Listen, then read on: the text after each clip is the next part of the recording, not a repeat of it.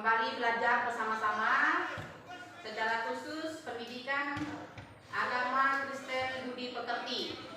Nah, sebelum kita masuk di materi, kita akan memuji Tuhan dulu. Ibu persilahkan salah satu siswa untuk memimpin kita dalam pujian. Saya persilakan.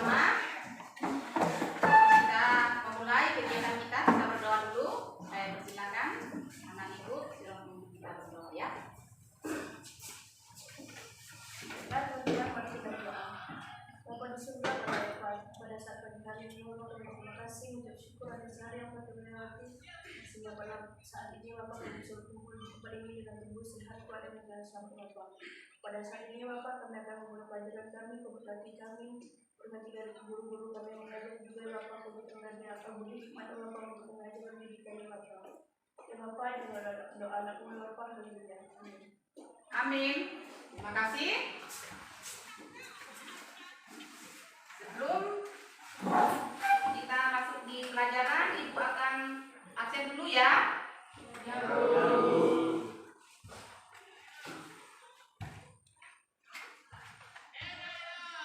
Lena, hadir Bu. Milki Sidik, hadir Bu. Mina, Hadir Bu. Tri Arya, Hadir Bu. Tommy, Hadir, Bu. Reza. Hadir, Bu. Ya. Ada yang tidak hadir hari ini? Semua hadir ya? Terima kasih ya. Semua hadir. Saat ini kita akan masuk di pelajaran kita. Namun sebelumnya Ibu mau tanya dulu. Minggu lalu kita sudah belajar ya tentang materi kita minggu lalu adalah tentang fungsi keluarga. Nah, hari ini kita masih melanjutkan materi ini. Silakan dibuka bukunya masing-masing, dilihat. Nah, di situ ada materinya. Kita akan masuk di pelajaran hari ini adalah Tuhan pedoman keluargaku. Nah, judul pembelajaran Tuhan pedoman keluargaku. Nah, di situ kita akan membahas dua materi, yaitu pengertian keluarga dan fungsi keluarga. Nah, namun sebelumnya Ibu percaya bahwa kita semua adalah sebuah keluarga yang mengandalkan Tuhan dan setia kepada Tuhan. Dan Ibu yakin bahwa keluarga kita semua, keluarga anak-anak semuanya sudah setia kepada Tuhan. Nah, hari ini kita mau belajar ya, di materi agama hari ini kita akan belajar tentang bagaimana pengertian keluarga dan apa saja fungsi-fungsi keluarga yang akan kita bahas bersama-sama. Nah, pengertian keluarga di sini kita bisa melihat di buku yang ada di pelajaran kita, yaitu keluarga adalah merupakan kelompok atau persekutuan sosial yang paling kecil.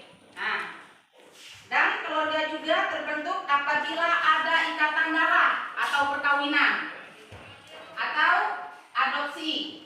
Nah, keluarga juga dapat diartikan suatu persekutuan yang berawal dari dua orang yang berbeda jenis kelamin, ya, yaitu diikat dalam ikatan pernikahan. Nah, di sini pengertian keluarganya sudah cukup jelas ya.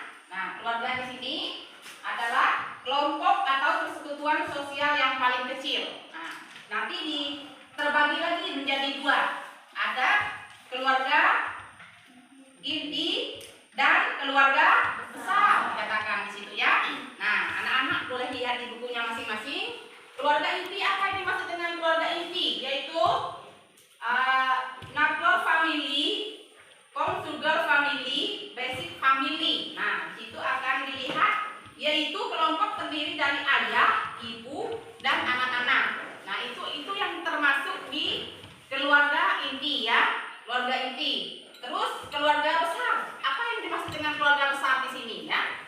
Coba perhatikan, keluarga besar extended family, conjugal family, yaitu keluarga bati ya, keluarga bati. Itu artinya keluarga besar. Ditambah kerabat lain. Nah, kerabat lain itu seperti apa?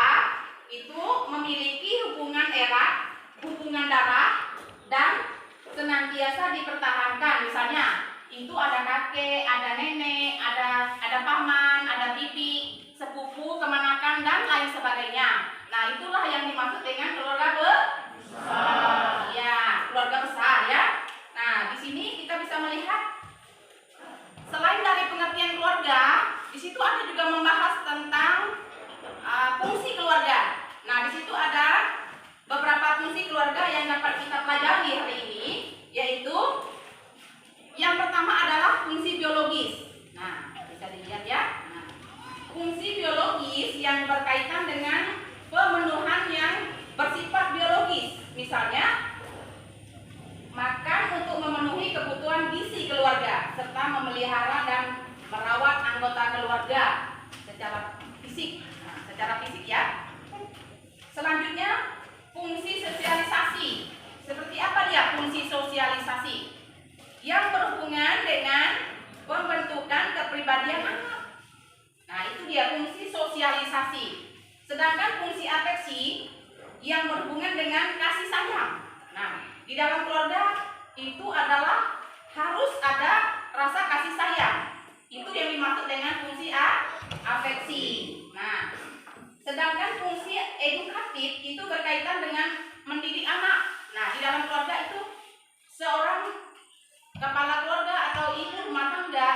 punya hak untuk mendidik anak-anaknya, menyekolahkan anaknya. Nah, seperti itu dia. Itu fungsi edukatif. Sedangkan fungsi religius di sini apa? Nah, ini sangat penting ya. Fungsi religius ini adalah fungsi ketika kita punya hubungan intim dengan Tuhan, ya. Kita punya hubungan khusus sama Tuhan. Di dalam keluarga kita membangun mesbah sama Tuhan. Kita punya persekutuan yang manis di hadapan Tuhan dalam sebuah keluarga. Itu adalah yang dimaksud dengan hubungan religius. Nah, itu wajib dilakukan di dalam sebuah keluarga. Sangat penting. Selanjutnya adalah fungsi protektif. Seperti apa fungsi protektif ini? Itu memberikan tempat yang nyaman. Nah, tempat yang nyaman bagi anggota keluarga dan memberikan perlindungan secara fisik, ekonomis maupun psikologis. Nah, di dalam keluarga ini juga sangat penting fungsi protektif. Selanjutnya, fungsi rekreatif. Rekreatif ini dapat kita lihat untuk mencari hiburan. Nah, di dalam keluarga kita juga perlu hiburan ya, anak-anak ya. Karena sangat penting untuk kebutuhan jasmani kita perlu hiburan ya, supaya kita merasa nyaman ya. Dan memberikan suasana yang segar dan gembira. Kalau keluarga ada kegembiraan, suasana yang segar, tidak ada hal-hal yang membuat kita tidak nyaman dalam keluarga. Nah, itulah adalah keluarga Kristen ya, keluarga yang penuh dengan kegembiraan, penuh dengan sukacita di dalam keluarga. Nah, itu yang dimaksud dengan fungsi rekreatif. Selanjutnya fungsi ekonomis. Nah, kalau berbicara ekonomis, kalian sudah paham ya. Bagaimana ekonomis berkaitan dengan orang tua yang mencari sumber-sumber penghasilan. Nah, untuk memenuhi kebutuhan keluarga. Nah, itu ya fungsi ekonomis. Itu sangat penting dalam keluarga ya. Terus fungsi status sosial. Seperti apa fungsi status sosial di sini ya? Kita perlu fungsi status sosial ini di dalam sebuah keluarga Kristen, itu kedudukan atau status yang diwariskan kepada anak-anaknya. Nah, ini sangat penting, status sosial, supaya di dalam keluarga Kristen itu jelas ya, tidak seperti orang-orang yang tidak mengenal Tuhan. Jadi keluarga harus memiliki fungsi status sosial. Nah, sebelum kita memasuki ini, kita akan masuk di dalam bagaimana fungsi keluarga yang sudah diuraikan di atas. Nah, sudah jelas bahwa ada fungsi keluarga sebagai berikut. Nah, ini menurut iman Kristen terhadap keluarga yang dipaparkan dalam Alkitab. Nah, selain dari fungsi keluarga tadi, sekarang kita akan melihat fungsi keluarga berdasarkan iman Kristen. Ada 3 ya. Yang pertama, sebagai teman sekerja Allah. Itu dapat kita lihat di dalam kitab Kejadian. Dapat kita baca nanti di rumah Alkitabnya ya. Pasal 1 ayat 28. Nah, setiap manusia termasuk keluarga bertanggung jawab untuk menjaga kelestarian alam, misalnya dengan memanfaatkan hasil alam untuk memenuhi kebutuhan manusia dengan secukupnya. Yang kedua adalah sebagai lembaga pendidik utama. Nah, itu adalah suatu wadah. Nah, seperti apa dia? Itu dapat kita lihat di dalam Ulangan pasal 6 ayat 4 sampai 9. Itu dapat dibaca ya di Alkitab ya. Berarti belum ada lembaga lain yang dapat mendahului peran keluarga. Itu artinya tidak ada lembaga lain yang ada di dalam keluarga Kristen. Yaitu adalah keluarga adalah lembaga yang utama di dalam menanamkan kebenaran firman Tuhan. Tidak ada tempat lain.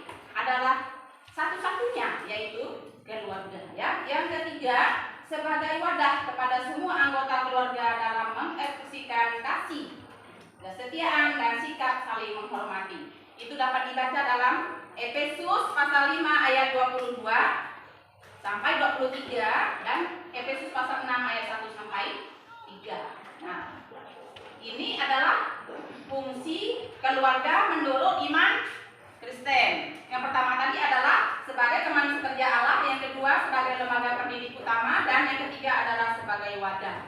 Wadah itu adalah tempat untuk menanamkan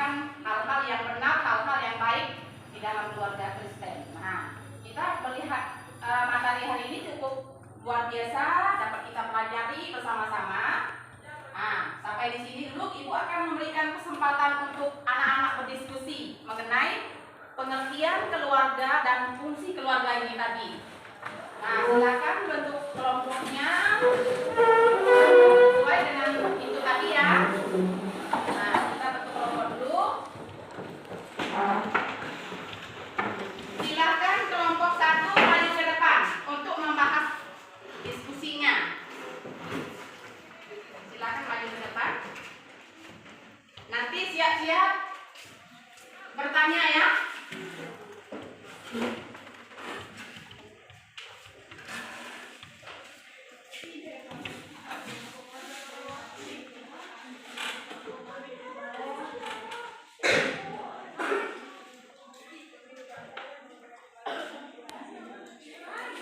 Silakan dibacakan hasil diskusinya. Shalom semuanya. Shalom. Kami di sini akan membacakan hasil diskusi kami tentang keluarga dan modernisasi. Di sini saya akan membacakan pengertian keluarga. Keluarga merupakan kelompok atau persekutuan sosial yang paling kecil. Keluarga terbentuk apabila ada ikatan darah, perkawinan, atau adopsi. Keluarga merupakan suatu persekutuan yang berawal dari dua orang yang berbeda jenis kelamin yang diikat dalam ikatan pernikahan.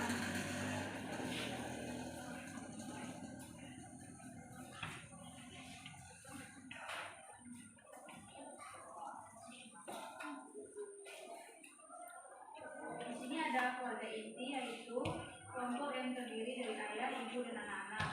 Keluarga besar yaitu keluarga batin ditambah kerabat yang lain memiliki hubungan erat dan senantiasa dipertahankan, misalnya kakek, nenek, paman, bibi, sepupu, keponakan, dan sebagainya. Kalau ada teman-teman yang bertanya, silakan bertanya. Jelaskan pengertian keluarga inti dan keluarga besar. Keluarga inti adalah merupakan yaitu keluarga yang terdiri dari ayah, ibu, dan anak-anak. Sedangkan keluarga besar yaitu keluarga batin ditambah kerabat lain yang memiliki hubungan erat, hubungan darah dan senantiasa dipertahankan, misalnya kakek, nenek, paman, bibi, sepupu, benak, dan sebagainya. Apakah ada pertanyaan lain? Oke, terima kasih.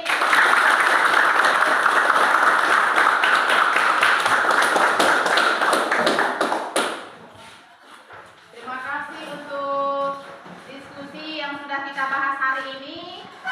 Nanti minggu depan Ibu kasih tugas ya. Silakan nanti lembar kerja yang sudah Ibu bagi tadi diisi. Itu minggu depan kita langsung bahas ya. Ada tugas kalian yang akan dikerjakan di rumah, yaitu carilah pengertian keluarga. Cari di internet juga bisa ya. Cari pengertian keluarga inti, keluarga besar, dan bagaimana fungsi keluarga itu. Kamu bisa hubungkan dengan kehidupan sehari-harimu. Nanti itu tugas di rumah, silakan dikerjakan. Nanti minggu depan kita langsung bahas bersama-sama ya, anak ya. Nah, sekarang sebelum kita mengakhiri pelajaran hari ini, kita akan datang kepada Tuhan terlebih dahulu ya. Kita berdoa, kita mengucap syukur atas kebaikan Tuhan, kemurahan Tuhan yang boleh kita rasakan sepanjang pelajaran hari ini boleh berjalan dengan baik ya. Ibu akan pimpin kita di dalam doa. Tuhan, terima kasih untuk kebaikan-Mu, kemurahan-Mu bagi kami. Kami sudah menyelesaikan pembelajaran agama kami dengan baik. Terima kasih untuk anak-anak yang boleh mengikuti pelajaran dengan baik. Tuhan berikan kepintaran, berikan kecerdasan kepada mereka. Apapun yang mereka pelajari hari ini Tuhan, boleh mereka terapkan dalam kehidupan mereka sehari-hari. Dan kami percaya bahwa terus Tuhan pakai mereka dalam setiap pelayanan-pelayanan yang ada. Terima kasih Tuhan untuk kami semua hari ini. Tuhan berikan kesehatan, kekuatan. Terpujilah nama-Mu, kami mengucap syukur hanya di dalam nama Tuhan Yesus. Haleluya, amin. Selamat pagi, Tuhan Yesus memberkati. Sampai ketemu minggu depan.